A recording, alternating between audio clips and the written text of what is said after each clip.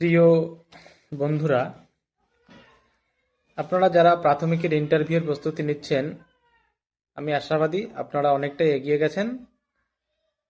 তবুও কিছু কথা যেগুলো আপনাদের সঙ্গে শেয়ার করার প্রয়োজন মনে করি, সেগুলো আমি একটুখানি জাস্ট মনে করিয়ে দিতে এসেছি।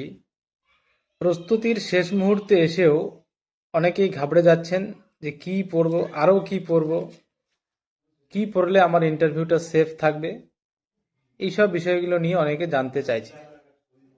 জাস্ট তাদের উদ্দেশ্যেই কয়েকটি কথা। প্রথমত বলি, যে কোনো ইন্টারভিউয়ে নির্দিষ্ট কোনো সিলেবাস থাকে না। অর্থাৎ তাদের কাছে এমন কোনো প্রশ্নমালা নেই যেই প্রশ্নমালা দেখে আপনাকে কয়েকটা প্রশ্ন করবে, আপনি যন্ত্রের মতো উত্তর দিচ্ছেন, তারপর সেখান থেকে বেরিয়ে আসছেন। এরকম কোনো প্রশ্নমালা নিয়ে ইন্টারভিউরা বসে না। ইন্টারভিউ মূলত আপনাকে তারা অন্তর্দৃষ্টি দিয়ে দেখে যে আপনি যে কাজটার জন্য আপনাকে সরকার বা এমপ্লয়ি নিয়োগ দেবে, সেই কাজটার জন্য আপনি কতটা পারফেক্ট। সেখানে আপনার মন মানসিকতা, ধৈর্য শক্তি, কথা বলার ধরন, আপনার ব্যক্তিগত ইন্টারেস্ট, সর্বোপরি আপনি মানুষ হিসেবে কেমন, সেটাই কিন্তু সেখানে মূল ফোকাস দিয়ে দেখা হয়। আপনি কোনো প্রশ্নের উত্তর পারলেন কি পারলেন না, এইগুলো খুব বেশি ম্যাটার করে না। আপনি কোন দৃষ্টিভঙ্গিতে ইন্টারভিউয়ের প্রশ্নগুলো ফেস করছেন, কি মেজাজে উত্তর দিচ্ছেন, কি দৃষ্টিভঙ্গিতে আপনি বিশ্লেষণ করছেন, এইগুলোই কিন্তু আসল।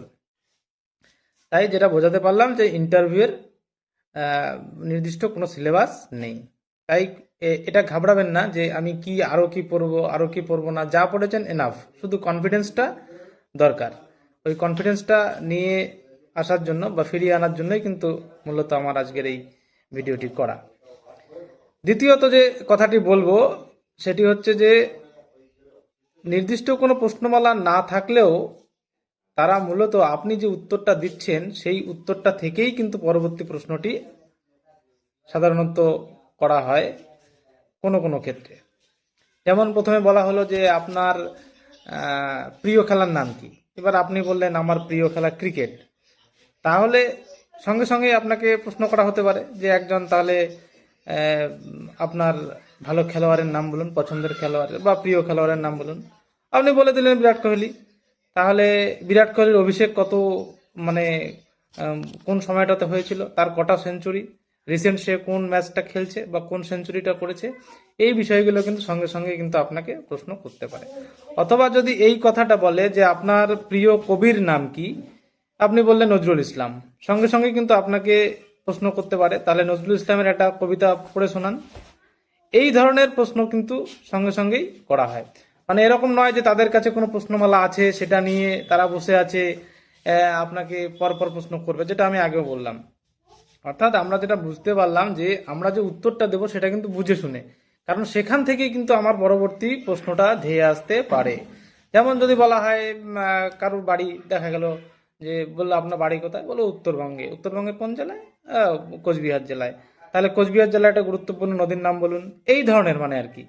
মানে তাদের কাছে কোনো প্রশ্নমালা না থাকলেও আপনাকে যে প্রশ্নটা করা হবে, যে উত্তরটা আপনার কাছ থেকে আসবে, সেখান থেকে কিন্তু পরবর্তী প্রশ্নের রসদটাও কিন্তু তৈরি হয়ে যায়। তো এই জন্য খুব সতর্কভাবে প্রশ্নগুলো উত্তর দিতে হবে, ধৈর্য রেখে। কোনো মিথ্যা কথা বলার দরকার নেই। মিথ্যা কথা বললে সেই প্রশ্নের জালেই কিন্তু আপনি আবার জড়িয়ে যাবেন। অর্থাৎ এখানে মিথ্যা কথা বলার কোনো জায়গা নেই। কোনো প্রশ্নের উত্তর জানা না থাকলে পরিষ্কার বলে দেবেন, স্যার আমি এই মুহূর্তে এটা আমার মনে পড়ছে না। সব থেকে ভালোভাবে আরো বলা যেতে পারে যে এটা আমার জানা নেই। যদি বলেন এই মুহূর্তে মনে পড়ছে না, বলে তাহলে কি ঘাবড়ে গেছেন, আসতে পারে এই প্রশ্নটা, ঠিক আছে, বলে দেবেন এটা আমার জানা নেই, মনে করতে পারছি না। হুম, এরকম ভাবে আর কি ম্যানেজ করার চেষ্টা করবেন, পরিষ্কার একদম কনফিডেন্সের সঙ্গে বলে। তারপরে কি, তারপরে হচ্ছে এর পরেও একজন প্রার্থীকে কিন্তু কিছু কিছু বিষয়ের উপরে ফোকাস রাখতে হবে। যেহেতু ইন্টারভিউ দিতে যাচ্ছে, একবারেই যে সিলেবাস নেই বলে যে একবারেই কিছু জেনে যাবে না, একবারেই কিছু পড়ে যাবে না, এরকম তো নয়। তারপরেও একজন প্রার্থীকে কিন্তু কিছু বিষয়ের উপরে ফোকাস ক্রিয়েট করতে হয়। তো শিক্ষকতার ইন্টারভিউ দিতে যাচ্ছেন, সেই দিক থেকে যে বিষয়গুলো অবশ্যই আপনাকে জেনে যেতে হবে, জানার তো শেষ নেই, কিন্তু যে বিষয়গুলো আপনাকে জানতেই হবে সেই বিষয়গুলো নিয়েই জাস্ট দু একটি কথা বলবো। প্রথমত, এখানে মূলত 3 ধরনের যে সমস্ত প্রশ্নগুলো করা হয় সেই প্রশ্নগুলোকে আমরা 3টি ক্যাটাগরিতে ভাগ করতে পারি। প্রথমত আপনার পেশাগত ধারণার মূল্যায়ন। আপনি যে প্রফেশনে যাচ্ছেন সেই প্রফেশনে যাওয়ার জন্য আপনার কতটুকু যোগ্যতা আছে, পেশাগত ধারণা আছে কিনা সেটার মূল্যায়ন, এবং সেই পেশার সঙ্গে সম্পর্কিত সরকারি বিভিন্ন প্রকল্প, এবং আর একটা হচ্ছে সাধারণ জ্ঞান। ঠিক আছে, এই বিষয়গুলোই কিন্তু দেখা হয়। এবার পেশাগত ধারণার ক্ষেত্রে কি, যে প্যাডাগোগি, একটা টিচার, একজন টিচার সে প্যাডাগোগি কতটা জানে সেটা কিন্তু দেখা হবে। অর্থাৎ স্কুলে বিভিন্ন রকম সমস্যা হয়, সেই সমস্যাগুলো কিন্তু প্যাডাগোগিক্যাল সাইড থেকে সেগুলো সমাধান করা সম্ভব, সেগুলো আপনি কতটা পারদর্শী সেইটা দেখা হবে। দ্বিতীয়ত মানে কেমন প্রশ্ন হতে পারে এই জায়গা থেকে সেটাও বলে দিচ্ছি। যেমন একটি ছেলে বারবার স্কুল পালাচ্ছে, স্কুল থেকে পালিয়ে যাচ্ছে, কিছু সংখ্যক বা কয়েকজন ছেলে স্কুল পালাচ্ছে, আপনি কি করবেন অ্যাজ এ টিচার? এই সাইড থেকে এই প্রশ্নগুলো হতে পারে, প্যাডাগোগিক্যাল ইস্যুস থেকে। তারপরে এইখানেই পেশাগত ধারণার ক্ষেত্রেই আপনার স্কুল ম্যানেজমেন্ট সম্পর্কে কতটা ধারণা আছে, স্কুল ম্যানেজমেন্ট সম্পর্কে কতটা ধারণা আছে সেটাও কিন্তু জানার চেষ্টা করতে পারেন। যেমন অভিভাবক সবার প্রয়োজনীয়তা কি, একজন টিচার হিসেবে আপনাকে কিন্তু এটা জানতে হবে যে একজন একটা স্কুলে কেন অভিভাবক সভার আয়োজন করা হয়, বছরে কটি করা উচিত, এগুলো। তারপরে আজকের দিনে হোস্টেল ব্যবস্থা কতটা গুরুত্বপূর্ণ, আবাসিক স্কুলগুলোর কতটা গুরুত্ব, ডে স্কুল আর ওদের মধ্যে তফাৎটা কি, আপনি কোনটাকে বেশি প্রিফারেন্স দিচ্ছেন, আপনি কেন শিক্ষকতার পেশায় আসছেন, এই যে বিষয়গুলো, এগুলো স্কুল ম্যানেজমেন্টের সাইড থেকে এগুলো প্রশ্ন হতে পারে। দ্বিতীয়ত সরকারি যে প্রকল্প, আপনি যে প্রফেশনে যাচ্ছেন, যে সেক্টরে যাচ্ছেন, সেই সংক্রান্ত যে সরকারি অনেক প্রকল্প আছে, সেই প্রকল্পগুলো সম্পর্কে আপনাকে কিন্তু স্পষ্ট ধারণা নিয়ে যেতে হবে। যেমন এখন স্কুলে মিড ডে মিল প্রকল্প চলছে, শিক্ষাশ্রী প্রকল্পের অধীনে বাচ্চারা স্কলারশিপ পাচ্ছে, কন্যাশ্রীটাও স্কুলের থ্রুতেই তারা পাচ্ছে, তরুণের স্বপ্ন বলে একটা প্রকল্প আছে, এবং ঐক্যশ্রী বলে সংখ্যালঘু ভাই বোনেরা যে ইয়েগুলো পাচ্ছে, স্টুডেন্টরা স্কলারশিপগুলো পাচ্ছে। এই এত ধরনের প্রকল্প, সবুজ সাথীও এর বাইরে নয়। তো এই প্রকল্পগুলো সম্পর্কে কিন্তু পরিষ্কার ধারণা নিয়ে যাবেন। অর্থাৎ এগুলো কত সালে ইন্ট্রোডিউস হয়, এর মূল লক্ষ্যটা কি, সরকারের সরকার কতটা সাফল্য পেয়েছে, এইগুলো কিন্তু আপনাকে পরিষ্কার একটা ধারণা নিয়ে যেতে হবে। এরকম বিভিন্ন প্রকল্পের পাশাপাশি এডুকেশনাল যে আপডেটসগুলো রয়েছে সেগুলো সম্পর্কে জেনে রাখতে হবে। যেমন ন্যাশনাল এডুকেশন পলিসি, এনইপি, সর্বশেষ এনইপি 2020, সেইটা সম্পর্কে ধারণা রাখতে হবে। অর্থাৎ সেখানে কি বলা আছে, এডুকেশনাল প্যাটার্ন সম্পর্কে কি বলা আছে। আগে যেমন ছিল 10+2+3, এখন কিন্তু সেটা নেই, সেটা একটু দেখে নেবেন। জাতীয় শিক্ষানীতি আমরা যেটাকে বলি সেটা, পাশাপাশি শিক্ষার অধিকার আইন, অর্থাৎ সংবিধানগত এবং যে কারেন্ট অ্যাফেয়ার্সগুলো রয়েছে এডুকেশনের উপরে সর্বভারতীয় এবং পশ্চিমবঙ্গের সাপেক্ষে, সেগুলো দেখে নিতে হবে। নেক্সট আর একটা বিষয় এখানে খুব গুরুত্বপূর্ণ, সাধারণ জ্ঞান। অনেকেই সাধারণ জ্ঞান নিয়েই মাতামাতি করে, মানে বিভিন্ন বিষয়ে বই ফই পড়ে একদম মানে সে যে কি ধরবে মাথা খারাপ করে বসে আছে, কিন্তু এরকম ব্যাপার নয়। সাধারণ জ্ঞান বলতে খুবই মানে বেসিক নলেজ যেগুলো, সেগুলো জাস্ট টেস্ট করা হয়। প্রথমেই বলি যে গুরুত্বপূর্ণ পদ, অর্থাৎ এই মুহূর্তে ভারতবর্ষ এবং পশ্চিমবঙ্গের যে গুরুত্বপূর্ণ পদগুলো, যেমন মুখ্যমন্ত্রীর নাম কি, শিক্ষামন্ত্রীর নাম কি। এখন আপনি একজন শিক্ষক হতে যাচ্ছেন, শিক্ষামন্ত্রীর নামই জানেন না, তাহলে এটা একটা আপনার ডিসক্রেডিট, তাই না? তাহলে এইগুলো গুরুত্বপূর্ণ পদ সম্পর্কে জেনে যাবেন। খুব বেশি হলে ধরতে পারে যে মন্ত্রিসভার যে ওই গঠনগুলো, কে কোন মিনিস্ট্রি পদে আছেন, ভারত সরকারের কিংবা পশ্চিমবঙ্গ সরকারের শিক্ষা সংক্রান্ত যে রিলেটেড পদগুলো আছে সেগুলোও কিন্তু ধরতে পারে। তারপরে ভারতের রাষ্ট্রপতি, উপরাষ্ট্রপতি, তারপরে রিজার্ভ ব্যাংকের গভর্নর, তারপরে সুপ্রিম কোর্টের প্রধান বিচারপতি, হাইকোর্টের বিচারপতি, প্রধান বিচারপতি, এই যে বিষয়গুলো একদম গুরুত্বপূর্ণ এক্সট্রিম লেভেলের কিছু পদ, যেগুলো কিন্তু একজন নাগরিক হিসেবে, শুধু শিক্ষক নয়, নাগরিক হিসেবেও এগুলো প্রত্যেকটা মানুষের জানা দরকার। সেই ধরনের কিছু গুরুত্বপূর্ণ পদ সম্পর্কে আপনি একটা ধারণা নিয়ে যাবেন, একটা তথ্য কিন্তু জেনে যাবেন, কারণ প্রশ্ন করতে পারে, অনেকেই করেছে এই বিষয়গুলো থেকে প্রশ্ন।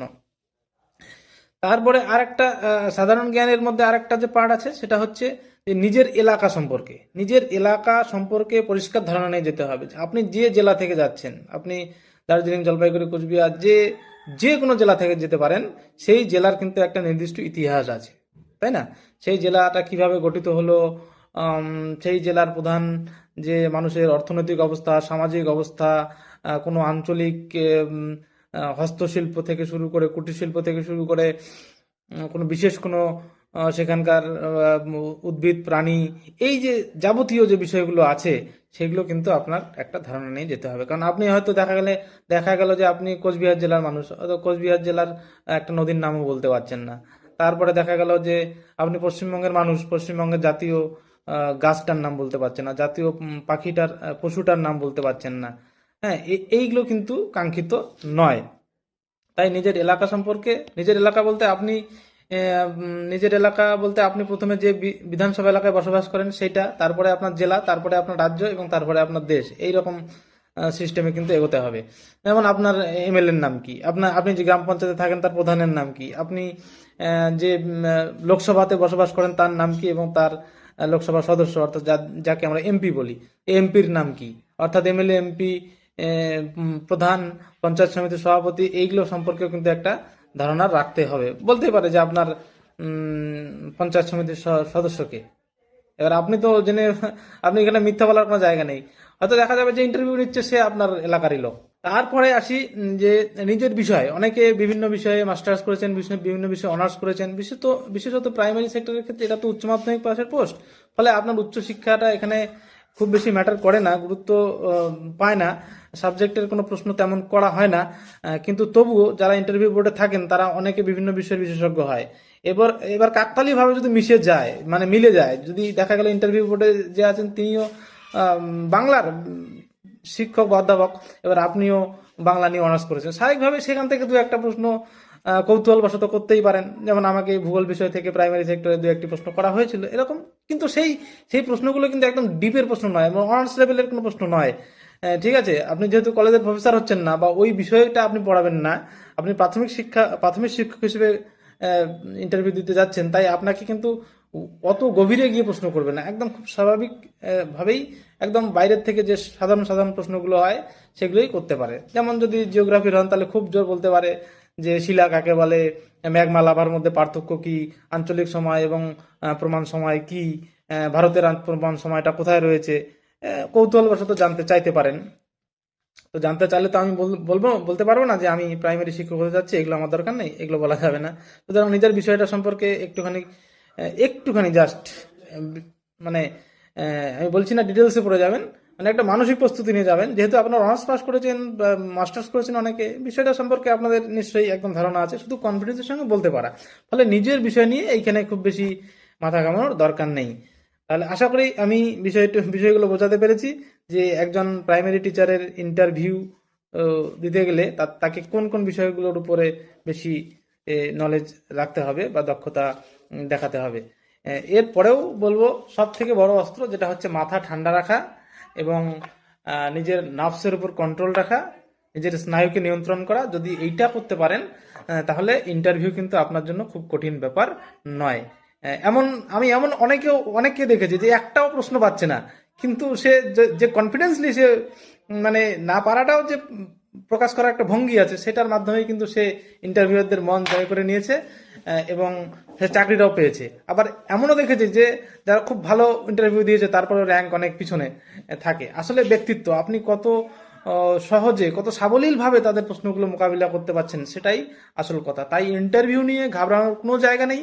ইন্টারভিউ হচ্ছে কনফিডেন্সের পরীক্ষা, আপনার মানসিকতার পরীক্ষা। তাই আপনি কি জানেন আর কি জানেন না এইগুলো খুব বেশি একটা ম্যাটার করে না। তবুও যদি বলতে পারেন তাহলে কনফিডেন্সটা বাড়ে। কারণ আমি বারবার ফেল করছি, বারবার একজন প্রশ্ন করছে আমি বারবার বলছি জানি না, এটা আমার জানা নেই, আমার মনে পড়ছে না, তাহলে এটা কিন্তু খারাপ। তাই কিছু প্রশ্নের উত্তর অবশ্যই আপনাকে দিতে হবে এবং খুব ভালোভাবে সেটা ফেস করতে হবে। আশা করি বোঝাতে পেরেছি। ধন্যবাদ।